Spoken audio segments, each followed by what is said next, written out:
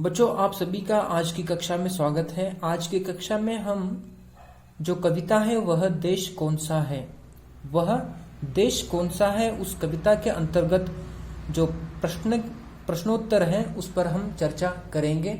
जैसे कि यहाँ पे प्रश्नोत्तर दिया गया है, उसमें से पहला प्रश्न है, लिखित प्रश्नों में से पहला प्रश्न है, भारत की नदियां किस प्रकार की हैं? भारत की नदियां किस प्रकार की हैं? उसका उत्तर है, भारत की नदियां अमृत के समान जलधारा बहाने वाली हैं। उसका उत्तर है, भारत की नदियां अमृत के समान जलधारा बहाने वाली हैं। दूसरा प्रश्न है, भारत के अन्न और फलों की क्या क्या विशेषताएं बताई गई हैं? भारत के अन्न और फलों की क्या क्या विशेषताएं बताई गई हैं? इसका उत्तर है, भारत के फल, कंद, अनाज और मेवे बड़े ही रसपूर्ण हैं।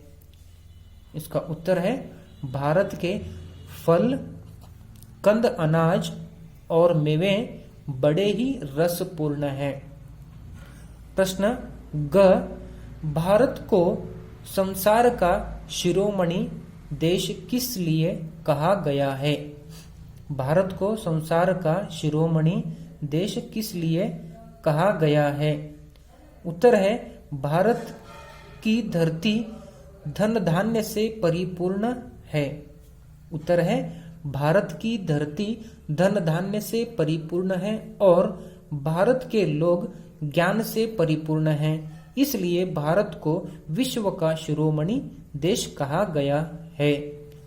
उत्तर है, ग प्रश्न का उत्तर है, भारत की धरती धन धान्य से परिपूर्ण है और भारत के लोग ज्ञान से परिपूर्ण हैं। इसलिए भारत को विश्व का शिरोमणि देश कहा गया है। प्रश्न घ, संसार में सबसे पहले सभ्यता का उदय कहाँ हुआ? फिर उस देश ने क्या किया? संसार में, प्रश्न घ, संसार में सबसे पहले सभ्यता का उदय कहाँ हुआ? फिर उस देश ने क्या किया? उत्तर है, संसार में सबसे पहले सभ्यता का उदय भारत में हुआ और भारत ने इस ज्ञान को सारे संसार में फैलाया। इस प्रश्न का उत्तर है, संसार में सबसे पहले सभ्यता का उदय भारत में हुआ और भारत ने इस ज्ञान को सारे संसार में फैलाया। प्रश्न ङ, भारत के सपूतों की क्या विशेषताएं बताई गई हैं? भारत के सपूतों की क्या विशेषताएं बताई गई हैं? उत्तर है, बहु कोटि कोटि जन भारत के सपूतों की विशेषताएं बताई गई हैं। बहु कोटि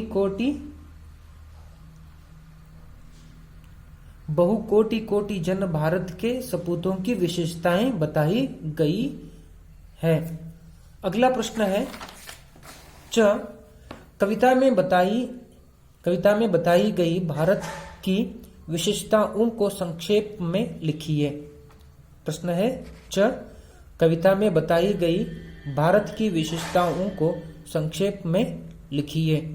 उत्तर है, प्रस्तुत कविता में मनमोहिनी प्रकृति, सुख स्वर्ग सा जहां जिसके चरण निरंतर रत्नेश धो रहा है, जिसका मुकुट हिमालय आदि विशेषताओं को बताया है।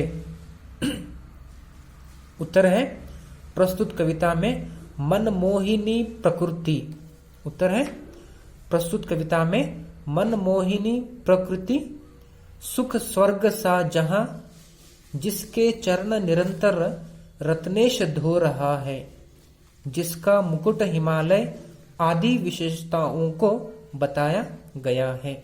जिस तरह से हम इस वह देश कौन सा है कविता को हम जब पढ़ते हैं, उस कविता में यह पूरी कविता जो है भारत की विशेषताओं को बताया गया है।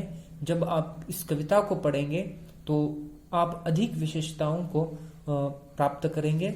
यह आज की जो वह देश कौन सा है कविता की जो प्रश्नोत्तर है आप अपने नोटबुक में लिखिए।